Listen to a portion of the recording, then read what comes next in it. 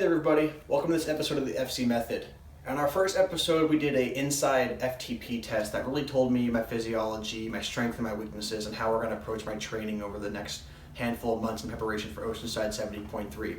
However, this second INSCYD test, we're not going to so much focus on the training aspect, but more on the information we gathered from my improvements and how to apply it moving forward in regard to nutrition and what is really being asked of my body physiologically, and what kind of energy output am I doing between fat and carbohydrates to maintain certain paces. So with that being said, let's dive into the numbers. So if you haven't seen the first episode, I highly encourage you to go back and see that test. Joby really dives into VO2 max, VLA max, and what they mean.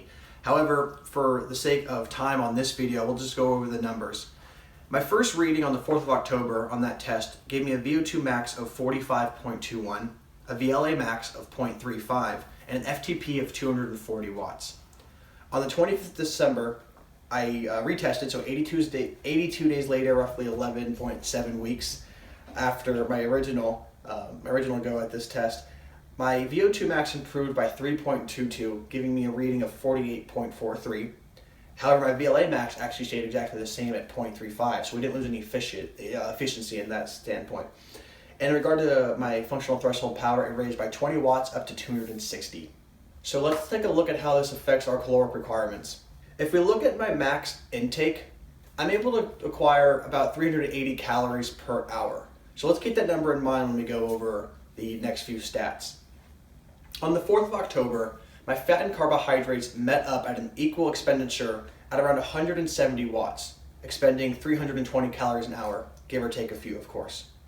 By the 25th of December, I was able to increase where that fat and carbohydrate expenditure met up at 190 watts, but it also gave me an increased requirement to maintain that effort level of 360 calories an hour.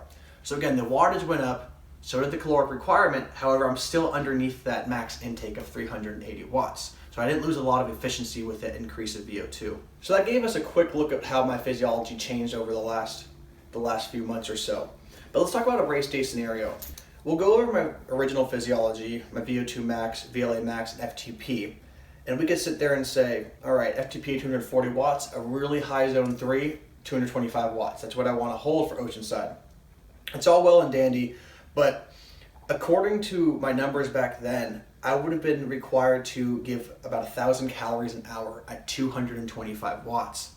Over 2.5 hours, I would have spent 2,500 calories trying to maintain that effort.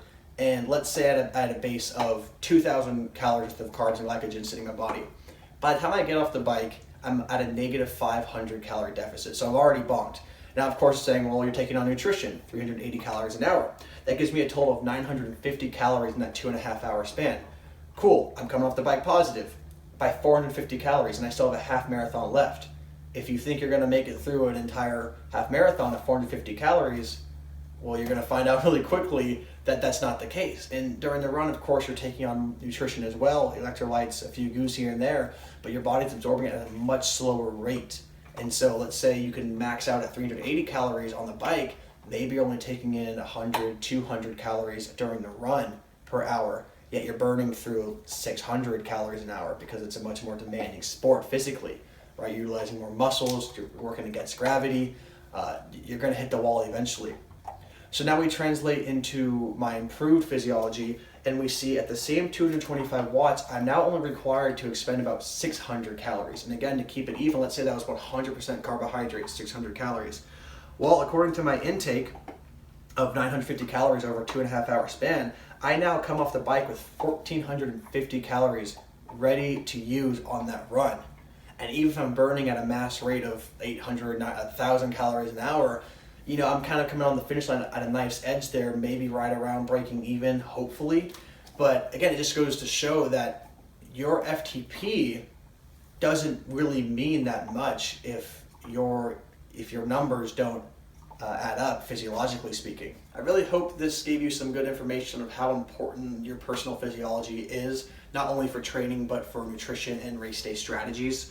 Again, if we look at the example on the 4th of October, I would have been burning 1,000 calories an hour. On the 25th, it would have been 600 calories an hour, but come race day, as we shift training from VO2 max priority to VLA max priority, those more race pace intervals, lowering my lactate production and increasing my efficiency.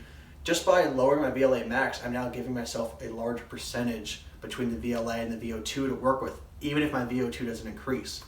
So in turn, that means I can push that 225 watts for even less caloric expenditure.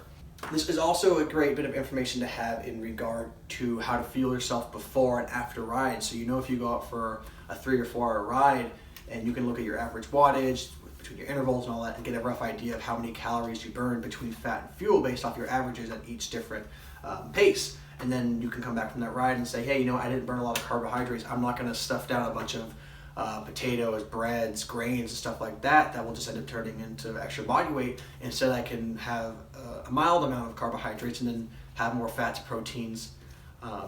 So again, there's so much information that is derived from these tests. If you want to get a look into your own physiology, go ahead and contact us. Our information is in the description below. We can get you a test set up. You can reach out for any coaching assistance. If you have any questions, please leave them in the comments below. We'll get back to you as soon as possible. All right, you guys, take care.